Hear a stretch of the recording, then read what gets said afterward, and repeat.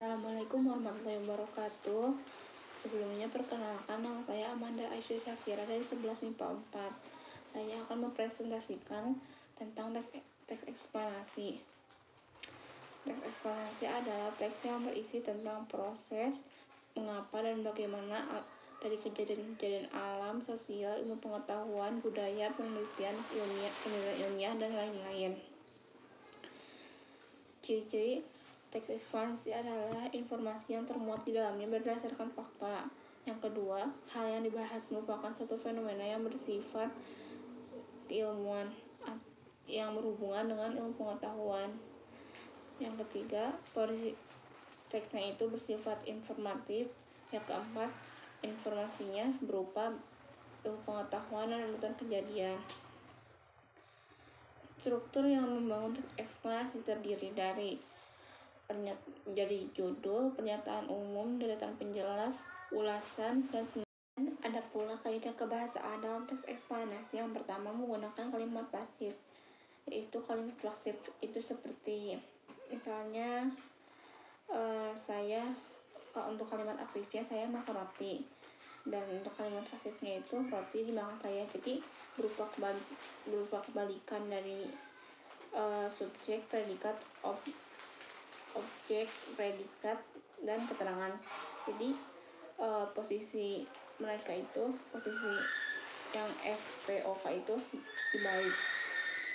Yang kedua, menggunakan kata kerja material. Kata kerja material itu kata kerja yang dilakukan fisik. Contohnya, Zaki sedang melihat warna-warni pelangi. Dan ada juga kata kerja relasional, yaitu kata kerja penghubung subjek dan pelengkap. Contohnya yaitu Sasa merupakan anak sulung. Dan ada ciri kaidah kebahasaan yang terakhir, yaitu penggunaan konjungsi sebab kausal, yaitu sebab itu karena itu. Dan ada juga konjungsi waktu atau temporal. Konjungsi waktu atau temporal seperti setelah itu, setelah ini, sebelum itu, sebelumnya,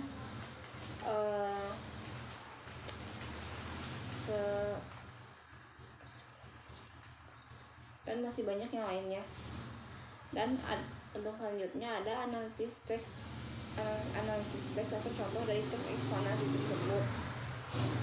Berikut ada contoh untuk teks eksplanasi, dan saya akan menyebutkan strukturnya. Yang pertama, judul teksnya yaitu populasi buaya menyusut akibat rusaknya habitat, bersumber dari Tempo CO.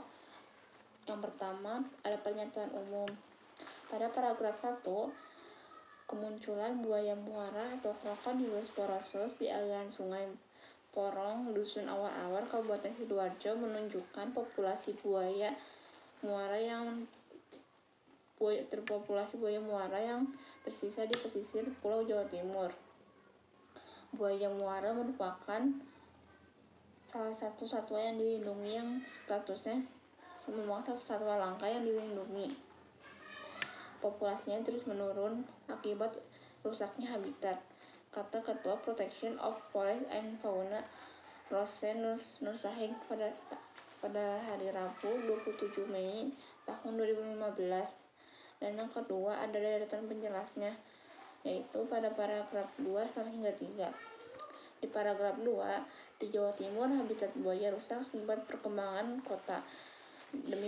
Demi alasan pembangunan perkembangan industri, habitat hutan mangrove berubah menjadi tambak dan pemukiman. Sedangkan perburuan buaya di Jawa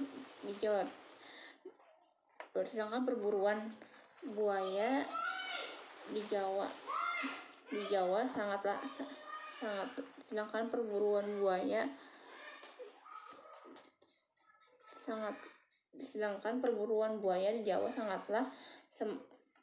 tidak semarak di luar Jawa. Dan ada paragraf 3, perburuan buaya marak, kata dia, karena semua bagian dari tubuh buaya bisa dimanfaatkan. Karena itu banyak buaya diburu untuk dibunuh ataupun ditangkarkan. Populasi buaya semakin terancam, katanya. Dan terakhir ada ulasan Sebagai penutupnya, menurut dia, buaya memiliki peranan penting dalam rantai makanan. Secara ekologis, buaya berperan mengendalikan populasi dari ikan dan burung-burung air. Karena itu, buaya harus untuk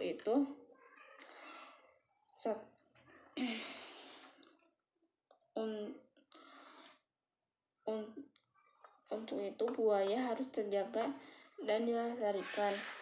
Balai Konservasi Sumber Daya Alam harus terlibat